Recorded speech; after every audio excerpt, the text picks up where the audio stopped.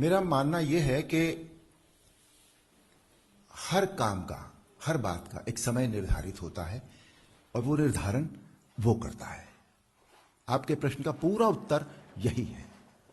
लेकिन कई बार कुछ परिस्थितियां इस तरह से बनती हैं जिसे हम कहते हैं कि काल, समय और परिस्थिति, उसके अनुसार जो व्यक्ति अपना कर्तव्य करता है उसी को उस व्यक्ति का धर्म कहा जाता है।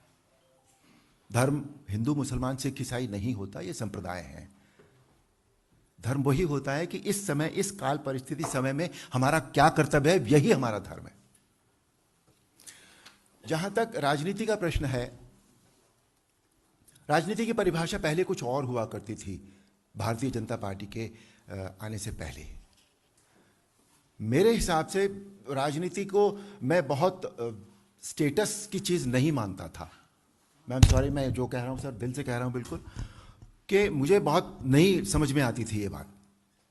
लेकिन जब से श्री नरेंद्र मोदी ने, वो उनका नेतृत्व मिला है और उन्होंने इस देश को संभाला है, जब से, तब से जो परिभाषाएं बदली हैं राजनेताओं की, राजनीतिक पार्टियों की, उनके आचार विचार, उनके कर्मों की, उनकी सोच की, उनके प्रेजेंटेशन की, उनके प्रोजेक्शन की, उससे ये सारी परिभाषाएं बदल गई हैं।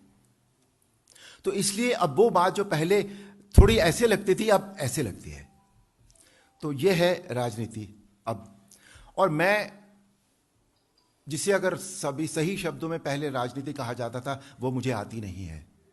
मैं आपको सच बताऊं, मैं एक बहुत स्ट्रेट लाइन चलने वाला इंसान हूं। मेरे दिल दिमाग में जो आ जाता है मैं वो कर लेता हूं। और मैं यहां राजनीति के लिहाज से नहीं हूं, मैं यहां अपनी कर्तव्य नीति के लिहाज से हूं। आज जो मेरा कर्तव्य है यहां पर, बीइंग एन एक्टर, मैंने रामायण की, उसमें जो पारिवारिक एक तरह से योगदान होता है उस क्षेत्र में, एक सामाजिक क्षेत्र में जो योगदान होता है, उसका डायरेक्टली या इनडायरेक्टली जो भी मेरा कंट्रीब्यूशन था वो मेरे से हो गया है। मैंने नहीं किया है, कराया तो उसने था, पर मेरे से हो गया है वो। अब जो राष्ट्र सेवा की बात है या राष्ट्र निर्माण की बात है, उसमें जो मैं जरूर अपना जो बिट है मेरा कंट्रीब्यूशन का, वो मैं जरूर देना चाहूंगा।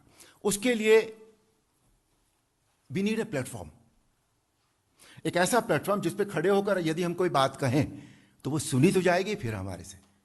तो इसके लिए जो प्लेटफॉर्म इस समय है वो सबसे अच्छा यही प्लेटफॉर्म है जहां मैं बैठा हूं। तो ये हुई बीजेपी की बात। दूसरा जो एक ट्रिगर पॉइंट बना मेरे लिए, वो जैसे अरुण सिंह जी ने अभी कहा, ममता जी को जय श्री राम के नाम से एलर्जी हो गई।